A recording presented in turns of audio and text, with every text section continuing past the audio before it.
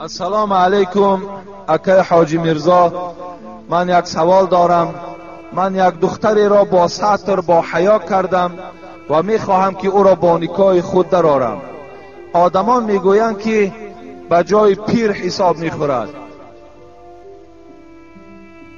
شما یک روشنی اندازید. مخلص اشدی شما از کاریز.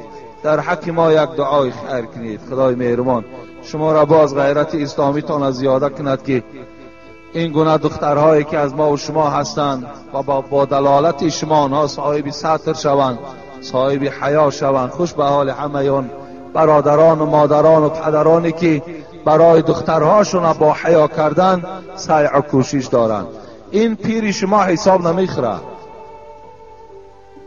اگر گویم پیر شما هم که حساب خوره و بیگانه باشد، نکاح وی درست است، باکی ندارد.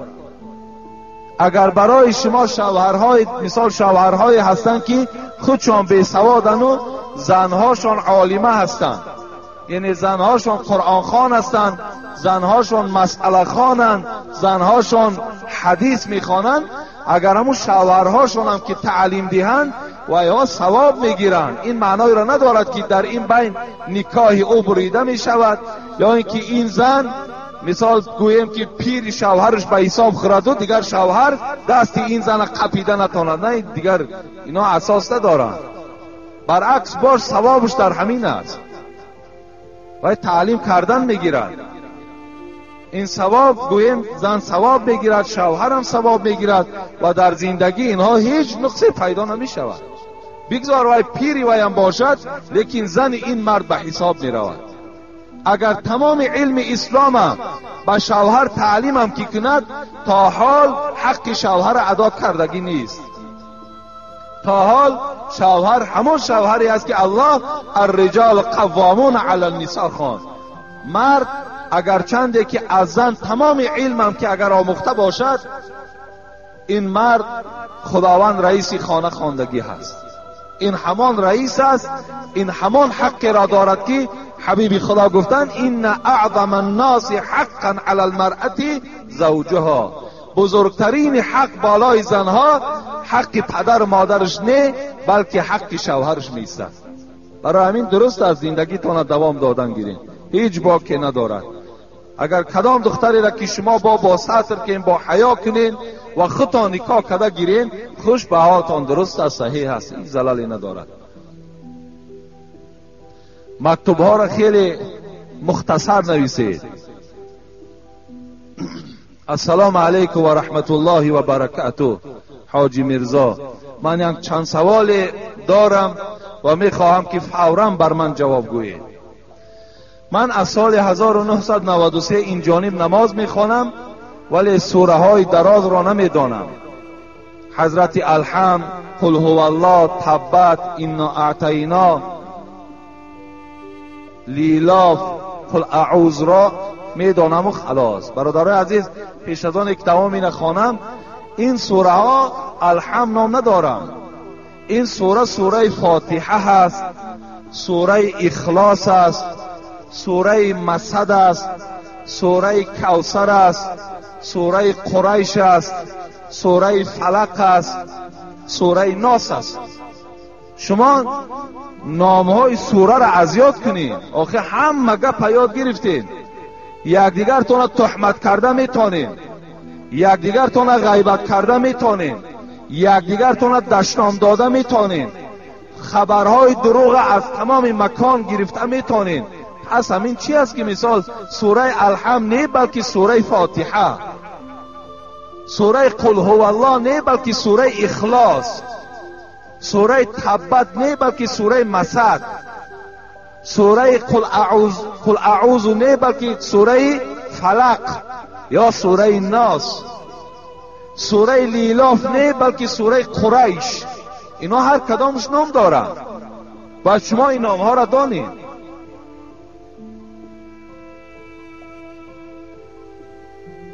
خلاص، چون که میخوانم در یادم نمی ایستد. آیا با این سوره های نام برده شده نماز خوانم روا هست یا نه؟ بلکه البته روا هست. اینقدر سوره ای که شما نام گرفتین با طریق اولا نماز خواندن درست است. دوم شما گویید که با کدام مبلغ حج رفتن رواست؟ با همون مبلغی که از راه حلال به دست شما آمده است. همان پولی که اگر از طریق حلال به دست شما آمده رسیده است، با همان مبلغ اگر شما حج کنید، اون حج در نزد خدا قبول است. و الا حدیث صحیح پیغمبر وجود دارد، هر حجی که اگر شما از پول حرام ادا میکنین، شما ثواب حج یافتگی نیستین، فقط حج از گردن شما ساقط شد، لیکن از ثوابش چیزی برای شما رسیدگی نیست. سوم، برای پدر به سر گور فرزند بعد دیدن روزای اول خاک سلام رفتن ممکن است یا نه؟ البته به البته. امروز پدرها فرزنداشون از دنیا میگذرد، زنهاشون یا مادرهاشون میگن که به سر قبر فرزندت نرو، حالان که پدر خودش حق دارد که همان فرزند در گور خودش گذارد، باید با دستهای خودش برده در همون لحد جاش کند. تو از پی فرزندت نرو. برای چی نرو؟ برای که مرده در خانه زیاد می شود. اذا جاء اجلهم لا یستأخرون ساعتا ولا یستقدمون. الله میگوید وقتی اجل شما که آمد، کسی اجل 1 ساعت پیش و 1 ساعت پس کرده نمیتواند. این اجل وقتی است، ساعتی است که پروردگار برای ما مهلتش کرده است، الکی معینش کرده است. دیگر ما نزد فرزندمان رویم نرویم، در نصیب فرزند ما و شما کدام ساعتی که باشد خداوند جان وی میگیرد. جوانای عزیز، اگر از شما فرزند گذشت، با دست خودتان برداشته قبرستان برید، در قبر خودتان جای کنید. خاک سلام است، چیزی نباشد، شما گورستان روین، در حق مرده ها دعا کنین و از این جمعیت گورستان عبرت گیرین.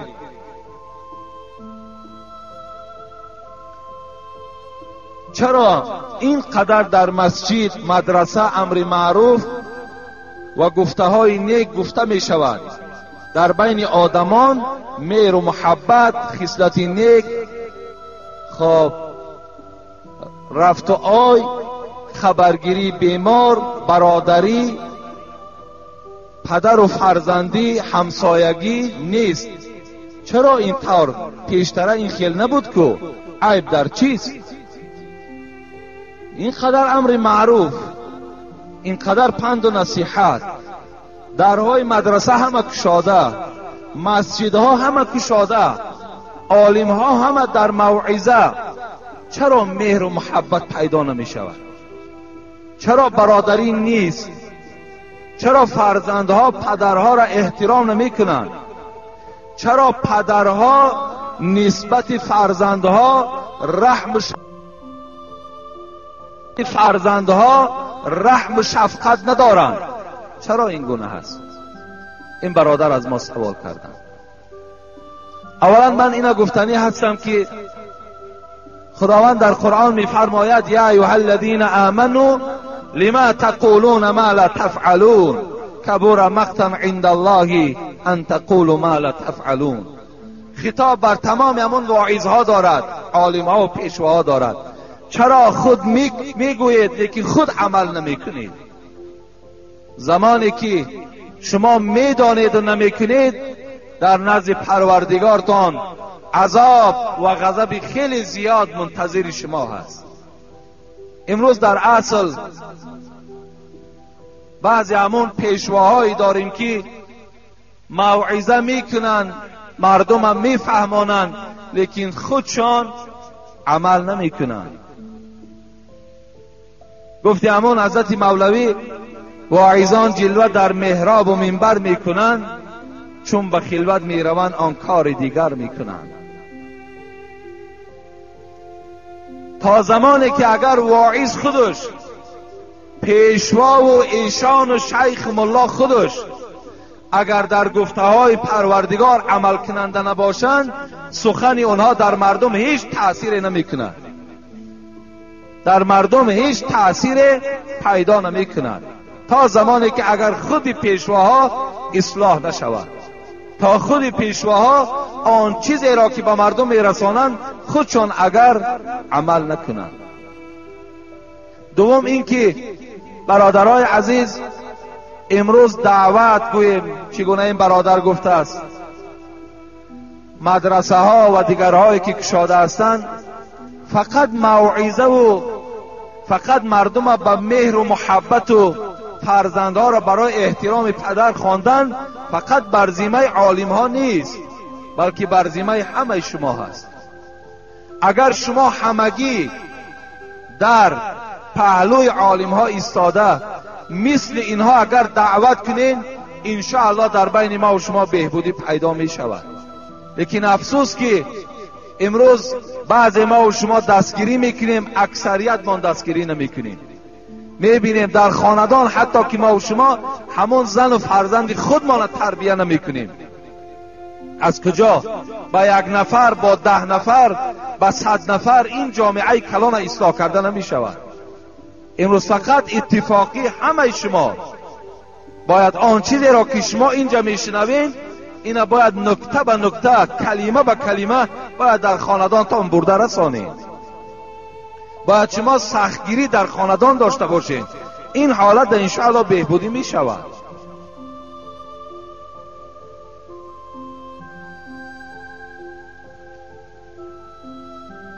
شما میگویید که من را وصف نکنید.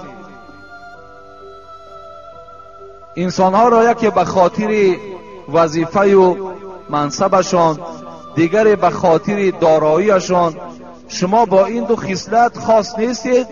وصف شما درجه سیوم، یعنی شما را عامه مردم از روی گفتارهای نیکتان، خلق و اطوار خوب و حمیده اتان، شخصی نیک آن است که عامه خلق یعنی خلق عادی او را وصف کند. گفته های شما چون چنگ جرنگاستی است، چون آینه جلارنگ، چون آب شفای و چون کاغذ نفیس می باشد. در آخر گوید که می گویند مسجد خانه خدا و پادشاه سایه خدا می باشد. آیا این روایت حقیقت دارد یا ندارد؟ این یک گروه از منصب‌های اسلامی گوییم قبیله قاضی و مفتی و مدرس ملا، آخوند، متولی و غیره با احترام مخلصان شما از دوشنبه، یک گروه همتا آدم‌های گوییم منصبداری در اسلام بودند. در آخر از ما پرسیده است که مسجد خانه خدای و پادشاه سایه خدا در روی زمین است. این روایت حقیقت دارد یا ندارد؟ البته حقیقت دارد. مسجد این جای سجدگاه است. مسجد خانه خدا هست. اینا با احترام انا همین سجده که ما و شما میکنیم به این خاطر اینا خانه خدا میگویند که خانه خدا باید که سجده داشته باشد، باید موعظه داشته باشد، باید ذکر داشته باشد. از خاطر اینها این مکان خانه خدا میگویند. یعنی البته این صحیح است که مسجد خانه خداست. این بیوت فی الارض المساجد. بدرستی این که خانه های در روی زمین، یعنی این مسجد هایی که در روی زمین هستند اینا چی هستند؟ خانه خدا هستند. و پادشاه سایه خداست در روی زمین. در اصل پادشاه را در حدیث های صحیح هم میگذارد که السلطان و ظل الله فی الارض. پادشاه سایه خدا در روی زمین است. کسی که اکرامش میکند، رسول اکرم گفت اکرام کرده است الله را. و کسی که اهانتش میکند، کسی بدش میبیند، دشنامش میدهد، همچنان است که الله را اهانت کرده است. از این خاطر ما و شما هم حقوق نداریم که در راست پادشاهی که داریم سخنهای نادرست گوییم، ما و شما تحقیر کنیم، دشنام دهیم، این در هیچ کدام ما و شما حقوق نداریم. باید الحال انا همین پادشاهی که ما و شما داریم، شخصا من انا همین پادشاهی که الحال داریم همچون حاجی، همچون حمایتگر دین اسلام میشناسمش. و همه شما معلوم است 2 بار حج کردگی هستند. از منبرهای باور کنین اسلام طرفداری کردگی است که هر یک شخصیت اونجا غیرت نمی کند که از اسلام دفاع کند، که اسلام شما با تروریسم و اسلام شما گویم با دین جنگخواه هیچگاه گفته است شما چکار نکنین، شما نخوانید، بلکه این دینی است که دینی صلح‌خواه است، دینی است که فقط عبارت از پند و نصیحت است. برای همین هر یک فرد تاجیکستان امروز وظیفه‌دار است که از پادشاه خودمان دفاع کنیم، باید که پشتیبانی کنیم، باید در هر یک نمازمان باور کنین ما دعا کننده باشیم که خداوند باز همین عدل انصافی که دارد باز عدل انصافش زیاده گرداند. امروز همون عدل انصافش یک تماشا کنین، همین شهر خودمان دیگر بیرون شه، من برای شما مثال نمیارم.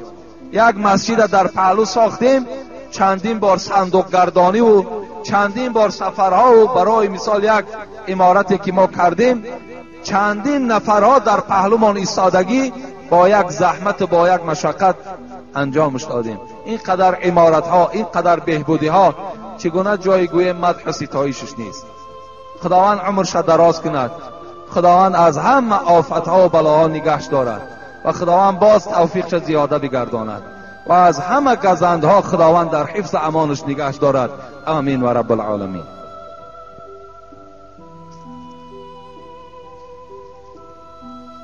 السلام علیکم داملای عزیز، التماس همین روز با سوال من مصلحت آمیزی من جواب دهید، برای آنکه من مبلغ نمییابم که هر جمعه با اینجا آیم. یک آدمی دست بخیر به من 2 سامانی داد، من آمدم، من خودم بیمارم، من عائله دار صاحب 6 فرزندم، زنم با سبب مبلغ کم یافتنم از من نفرت کرده 1 سال باز با من قهری کرده است. زنم نمازخوان است، آیا نماز این در نزد خداوند قبول می شود یا نه؟ من می خواهم جدا شوم، فرزندانم می گویند که مرا پرتافته نرو، ما را پرتافته نرو، چی کار کنم؟ التماس مصلحت دهید، التماس همین روز جواب دهید. یعنی این برادر عزیزی ما گویم در بلای زن گرفتار است، زنی بد در سرای مرد نکو، اندرین عالم است دوزخ او. زنهار بد قرین بد زنهار و قین ربنا عذاب النار.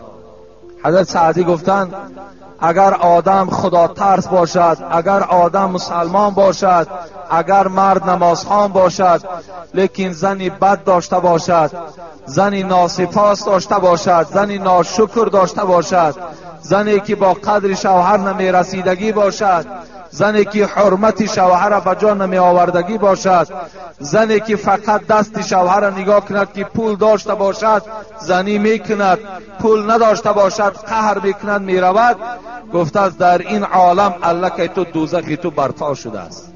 اما همین گفته است خودش دوزخ است.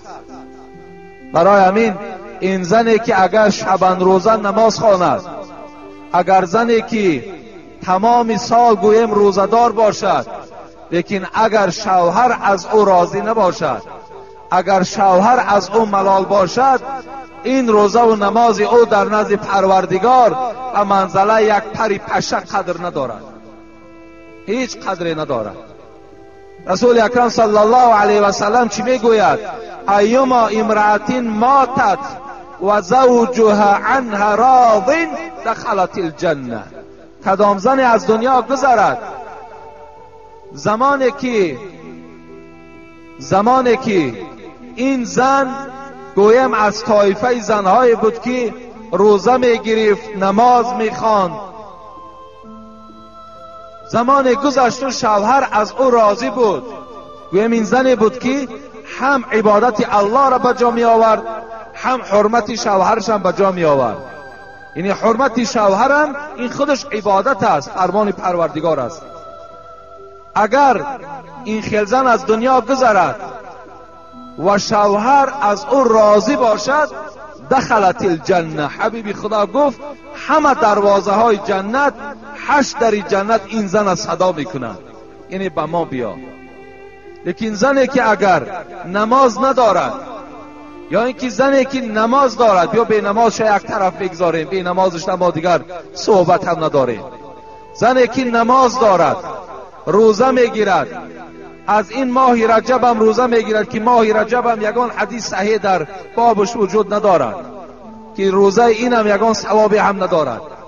از ماه رجب هم روزه میگیرد، خب لیکن شوهر از او راضی نیست، شوهر پیوسته ملال میکند، شوهر پیوسته گویم که فقط همون پول و مالش نظر میکند، دیگر احترام او، فرزندهایی که از این گویم که در بین اینها پیدا شده است، اینا را تماما اهمیت نمیدهد.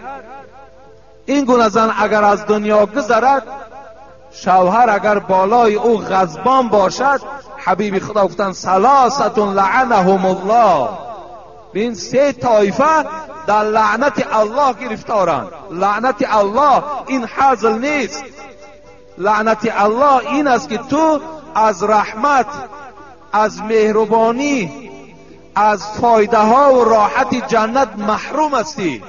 3 طایفه: من اما قوما و هم له کارهون. یکم همون ملایی که مردم وی بد میبینند. از چی خاطر؟ از خاطر که با مردم حقیقت بیان نمیکند. با چی خاطر بد میبینند؟ به خاطر که اسلام و ملاگی را فقط برای پول جمع کردن استفاده برده ایستاده است. فقط گویند بسیار بابای ایشان، بابای فلانی، بابای فلانی گفته، با این خاطر فقط نان و آب مردم چکار میکند؟ استفاده میبرد، تنپروری میکند. مردم به این خاطر بدش میبینند، برای که نان و آب ما میخورد، لیکن از خدا و پیغمبر چیزی صحبت ندارد، با مردم چیزی نمیگوید. این خیل طایفه زیادند. یکم انا همین خیل ملاها در لعنت الله گرفتارند. دوم کی است؟ و امرأة باتت و زوجها عنها علیها غضبان. بین دویمش همان زنی هست که در یک خانه با شوهر زندگی دارد، در یک جایگاه خوابند، لیکن با یکدیگر قهری هستند، با یکدیگر صحبت ندارند، در بین یکدیگرشون احترام وجود ندارد. سخن مرد در پیش این زن قدر و قیمت ندارد. زنی هست که با آمدن شوهر از جای خود نمیخیزد. زنی هست که شوهر فقط با قواق، شوهر فقط با سخنهای درشت پیشواز میگیرد. اینم در لعنت پروردگار گرفتار است. مادرای عزیز، من میدانم انشاءالله صدای مرا امروز همه شما میشنوید. روز از روزها تو این دنیا را ترک میکنی، عمر دراز نداری. فردا این شوهری تو هم در پیشت میارند. وقتی میپرسند این قواق و این سخنهای درشت و این معامله های بده که تو در دنیا کردی، همه اینها باعث حسرت و پشیمانی تو در آخرت می شود که تو را دیگر فایده نمی کند. حبیب خدا میگوید لا تؤذی امرأة زوجها فی الدنیا الا قالت زوجتها من الحور العین. بین در دنیا یک زن مثل این زنی که شوهر فقیر می شود، نادار می شود، قهر می کند می رود، یا قهر هم که نکند با شوهرش معامله خوب نمی کند، وقتی که با شوهر سخنهای درست می گوید، شوهر آزار که می داده است، الا قالت زوجته من الحور العین. زنهایی که در جنت برای مردها خدا آماده کرده است. اونها این منظره را وقتی میبینن که زن بسیار شوهر آزار داده ایستاده است، زن دنیایی، چی میگفتند؟ قاتلک الله، خدا تو را ای زن دنیایی قتل کند، خدا تو را ای زن دنیایی هلاک کند، خدا تو را ای زن دنیایی تمام حسنات بیکاره کند. خدایا این زن دنیایی را در غضب خودت گرفتار کن. قاتلک الله فانما هو عندك دخیل یوشک ان یفارقک الینا. همون حورهای جنتی چی میگفتند؟ همون حورهای جنتی میگفتند ای زن دنیایی، افسوس که این صدای من به گوش تو نمیرسد و ایلا من برای تو اعلان میکنم، خبر میدهم که این مرد که امروز تو او را آزار داده ایستاده ای، این مرد که امروز این بیچاره را تو گویم دیوس کرده ای، این مرد که امروز غیرت همش تو از دستش گرفته ای، این در نزد تو دخیل است. دخیل گفته چی را میگن؟ این در نزد تو موقت است، این در دست تو مهمان است. یوشک ان یفارقک الینا، زود است که این نزد من می آید، تو را ترک می سازد، زود است. از این خاطر باید مادرها، خواهرها قدر شوهرها را دانند. چگونه که حورهای جنتی منتظرند، باید زنم در خانه منتظر شوهر باشد که کی به خانه می آید. دیگر دستی او را نظر نکند در دستش چی می آید، در دستش خالی می آید یا در دستش کم می آرد، این در شما نظر نکنید، فقط پیشوازش گیرید، فقط در حقش دعا کنید. این حالت در شما بهترین زن میشوین.